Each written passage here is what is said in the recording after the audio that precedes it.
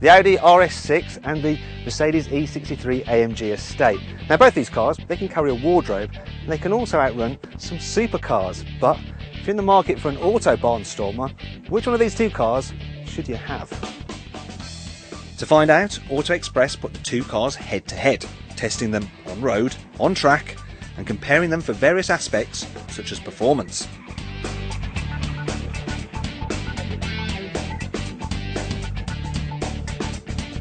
The Mercedes E63 AMG uses a 5.5 litre bi-turbo V8 with 549 brake horsepower and 719 Newton meters of torque, and it sends that to the rear wheels via a 7-speed automatic gearbox.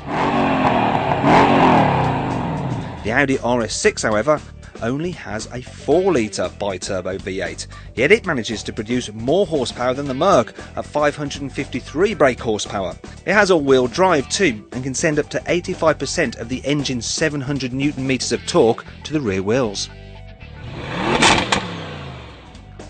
Mercedes say the E63 will do 0 to 62 miles an hour in 4.2 seconds, whereas Audi claims the RS6 will do it in 3.9 seconds. But what will happen in a drag race? To find out, I'll be driving the RS6 and AutoExpress's road test editor, James Disdale, will be driving the Mercedes.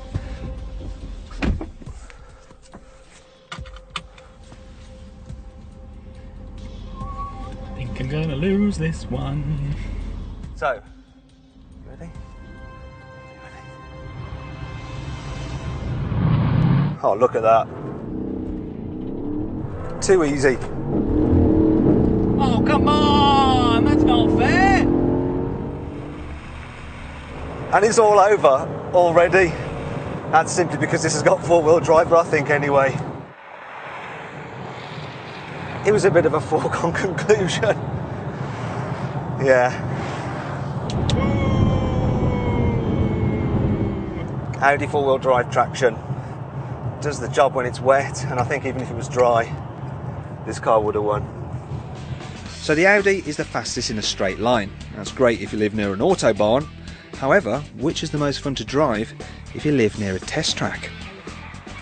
The best car on track is the Mercedes. It's not as fast in a straight line as the Audi, but the turn-in is more positive, there's more feel through the steering, it's more engaging, it's more playful. With the ESP off, obviously you can do hilariously long drifts if you want, but it will also, be neat and precise at the same time.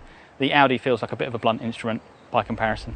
It just feels bigger, heavier, it just will not turn in, no matter what technique you use, it just wants to understeer. Only under extreme provocation will it start to sort of get into a drift or take a neutral stance. So it's not really a track car, apart from its monumental straight line performance.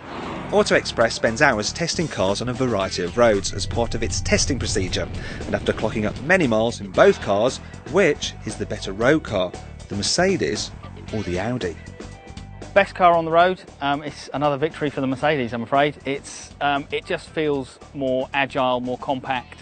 You sit slightly higher, so it doesn't feel quite as sporty as the Audi, but that sort of gives you a better view of the road. It allows you to place the car much more accurately, and again, it's got more positive turn-in. The Audi just feels that bit wide. It follows cambers in the road under braking and acceleration. Noise as well, I think Mercedes, again, it's just, for more of the time, it's got that really rich V8 burble, whereas the Audi, it's quite muted, except when you get, you change down a gear and you get that nice pop and crackle, but other than that, it's really, bizarrely, it's very muted. I think there's a sports exhaust option, which I think if you had the deep enough pockets, you'd have to go for, basically.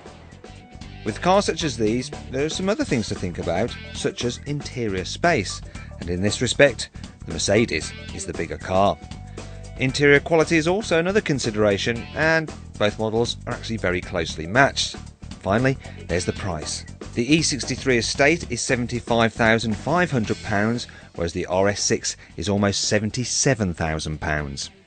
So which one comes out overall as the winner of our test? Well, after spending a bit more time with the Audi, I really started to warm to it. On the road, its Quattro grip just inspires huge confidence, and it's got just so much performance. It's unbelievable.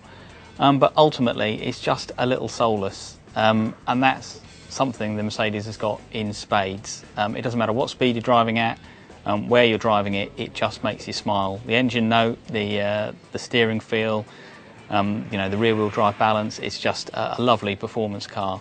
And ultimately, that's why it wins.